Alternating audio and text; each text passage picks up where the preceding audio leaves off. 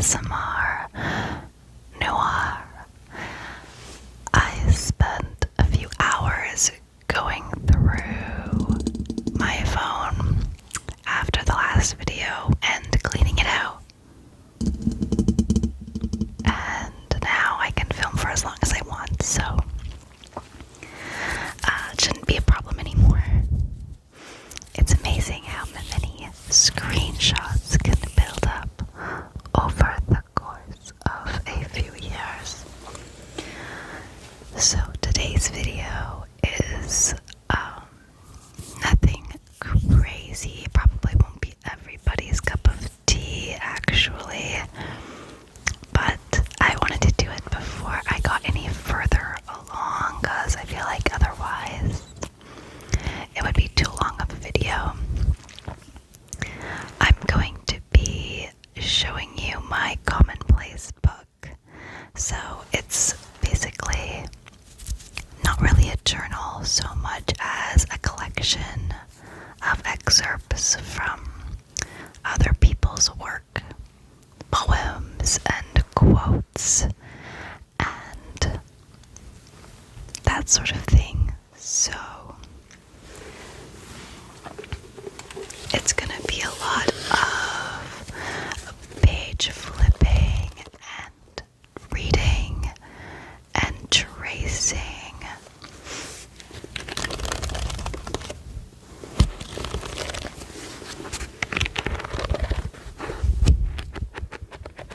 And looking at my little doodles.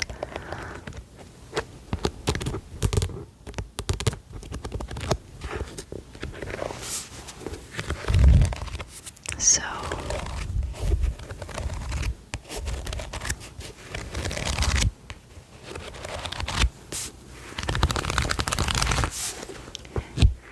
if you like this, as I keep working on this book, I could do more videos like this, but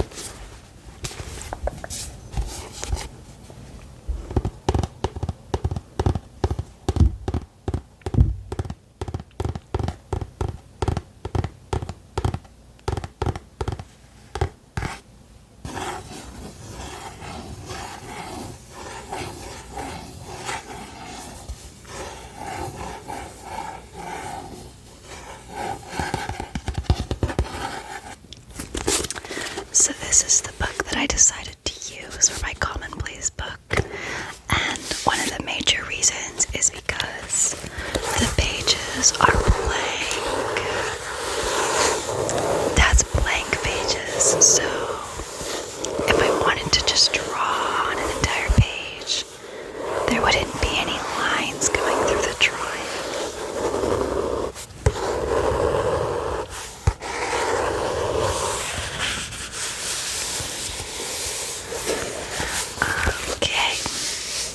So it has this really cute cover, so it's really raw, handmade style of journal.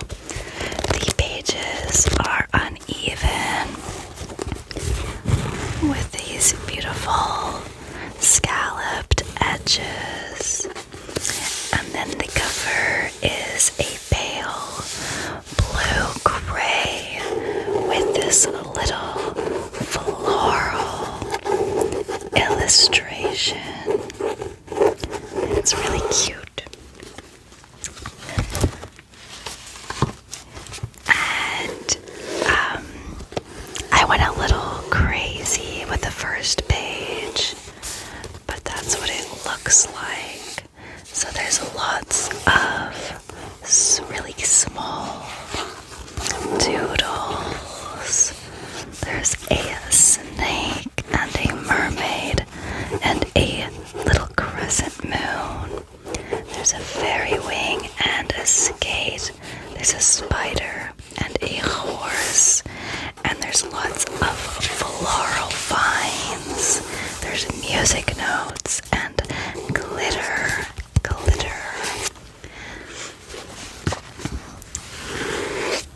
And the first quote that I put in here is, whoever said that life is beautiful was, in a sense, mostly right. Whoever said that life is beautiful was, in a sense, mostly right.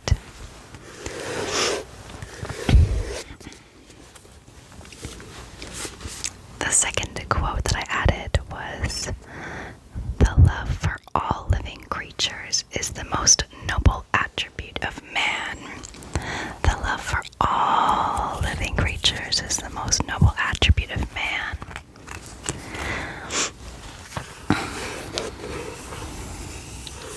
The next quote is from The Little Mermaid book by Hans Christian Andersen. Never had she danced so beautifully. The sharp knives cut her feet, but she did not feel it, for the pain in her heart was far greater. The pain in her heart was far greater. All my life, the god of the mountain has been wooing me. All my life, the god of the mountain has been wooing me. That's from Till We Have Faces by C.S. Lewis. Till we have faces. I'd rather sing one wild song and burst my heart with it than live 1,000 years watching my digestion and being afraid of the wet. That was actually my graduation quote when I went to high school.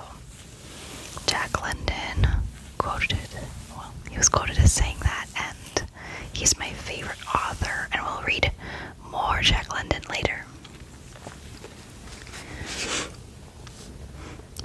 For millions of living things, you aren't a name or a job or a face. You're a place, a warm wilderness, a hospitable night full of thunderous percussion of the sound of your heart, a sun of sound instead of light, bacteria, mites, wordless generations. They call you homeland. They call you homeland.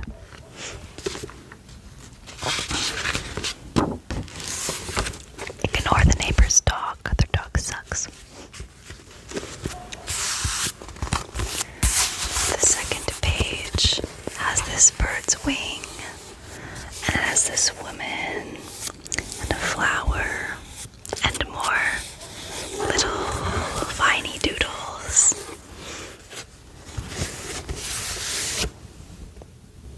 The dog is too much. That dog is just too much. This summer I will forgive myself. I'll braid my own hair and lay in the sun. This summer I will forgive myself. I'll braid my own hair and lay in the sun. I thought that was a really nice affirmation to write in here. Out of the ash I rise with my red hair, and I eat men like air. That's Sylvia Plath. And then I have The Two-Headed Calf, which is definitely one of my favorite poems of all time. Tomorrow, when the farm boys find this freak of nature, they will wrap his body in newspaper and carry him to the museum. But tonight, he is alive and in the north field with his mother. It is a perfect summer evening, the moon rising over the orchard, the wind in the grass, and as he stares into the sky, there are twice as many stars as usual. Twice as many stars as usual.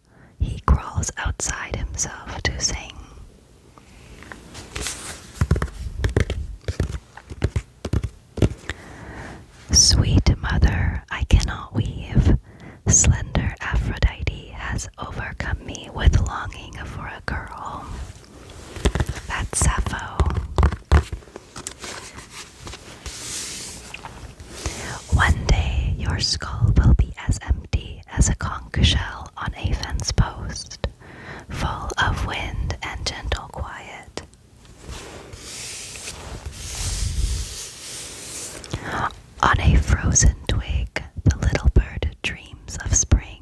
Oh, to see the sun.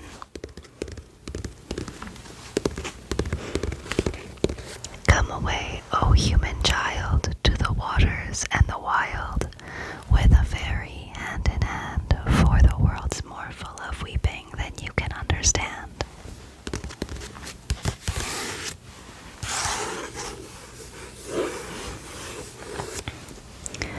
I walked a mile with sorrow, and near her words said she, but oh, the things I learned from her when sorrow walked with me.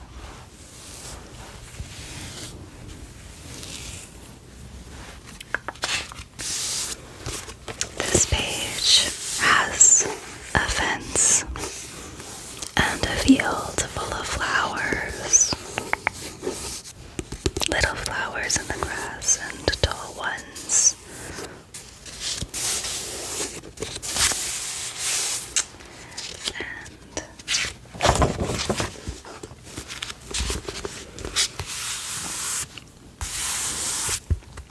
And the next page has my read for January, which I still haven't finished. Great Expectations. It has a recipe that my cousin sent me, and it has some more quotes.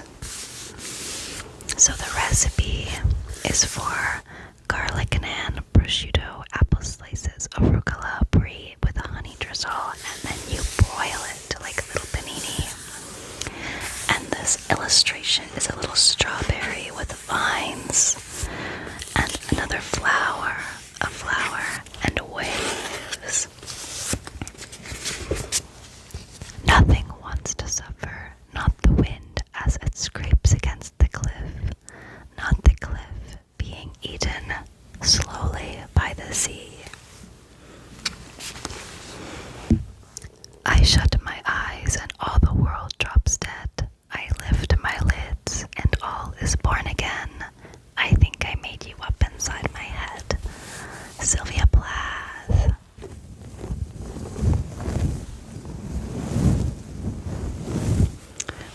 The rain to the wind said, you push and I'll pelt. They so smote the garden bed that the flowers actually knelt and lay lodged though not dead.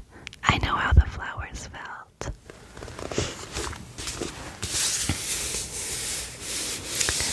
This next page is the lyrics to a song.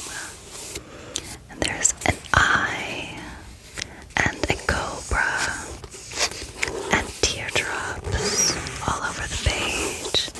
And my little dead sheep. That's my little dead sheep. I created that. And the snake and the eye and the skull and the bow. I copied off the internet. I'm not very talented with drawing. And the song is For the Best by Gregory and Hogg. I really want to find a bar and mix a fear up with a friend. Plant a joke kiss on your arm and give you skull tattoos and pen. I want to know, do I dance inside your head? Is our love star-crossed? 'Cause all I feel is that I'm caught in it. I really want to go to bed with a feeling in my chest, like I lost again, but this time for the best. I want to know, do I smooth your checkered past? Does your hope afloat when you call me your last? I really hope you're on a date with no commercial breaks, and the sofa sinks underneath our doubled weight. If I love you like I loved you from afar, if you love me when your skin wasn't so hard, when your skin wasn't so hard.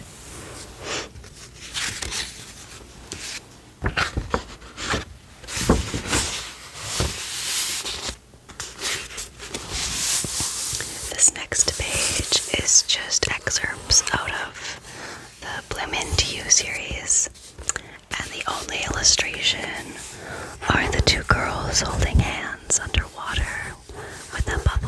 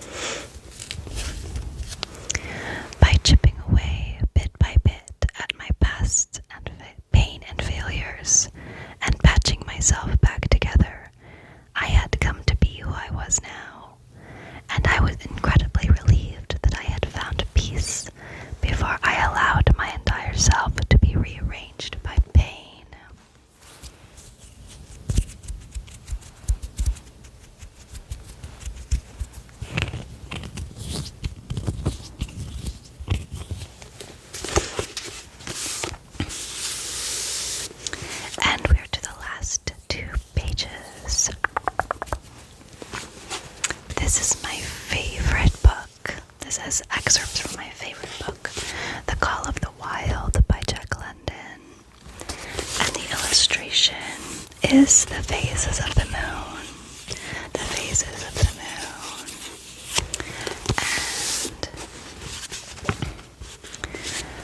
And when, on still nights, he pointed his nose at a star and howled long and wolf-like, it was his ancestors, dead in dust, pointing nose at star and howling down through the centuries and through him. And his cadences were their cadences, the cadences which voiced their woe. What to them was the meaning of the stillness and the cold and the dark? All that stirring of old instincts which at stated periods drives men out from the sounding cities to forest and plain to kill things by chemically propelled leaden pellets. The bloodlust, the joy to kill, all this was Buck's, only it was infinitely more intimate. He was ranging at the head of the pack, running the wild thing down, the living meat, to kill with his own teeth and wash his muzzle to the eyes in warm blood. There is an ecstasy which marks the summit of life, and beyond which life cannot rise. And such is the paradox of living, this ecstasy.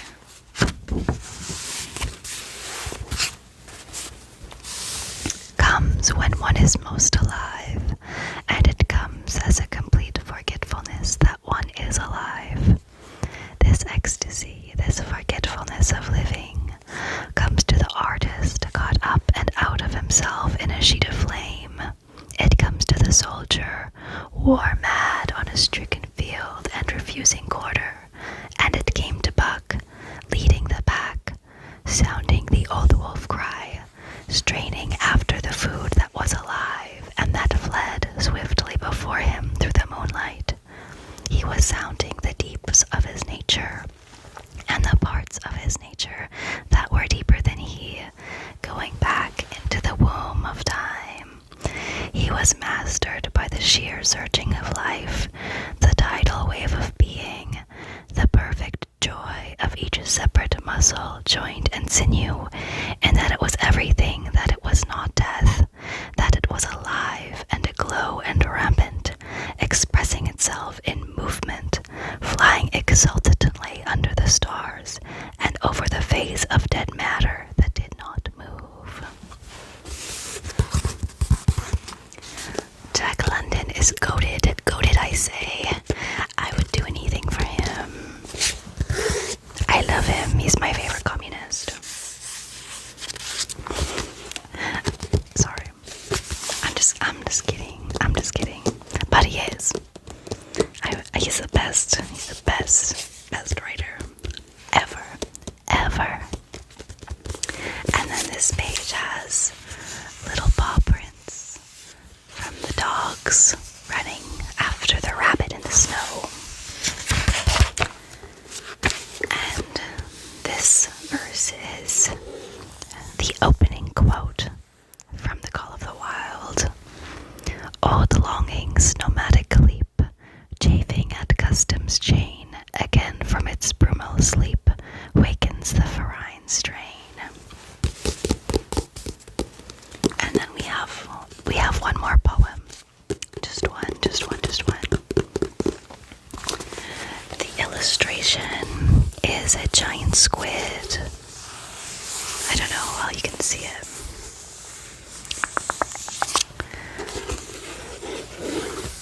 And the poem is The Kraken. Below the thunders of the upper deep, far, far beneath in the abysmal sea, his ancient dreamless, uninvaded sleep, the Kraken sleepeth, faintest sunlight to flee. About his shadowy sides, above him swell huge sponges of millennial growth and height, and far and away into the sickly light, from many a wondrous grot and secret cell, unnumbered and enormous polypi, winnow with giant arms the slumbering green.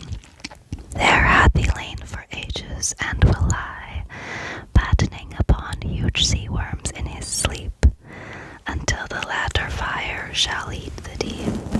Then once more by men and angels to be seen, in roaring he shall rise and on the surface die.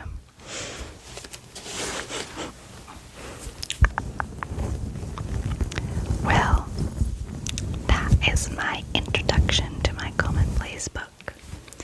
I hope you enjoyed the whispers and the book sounds.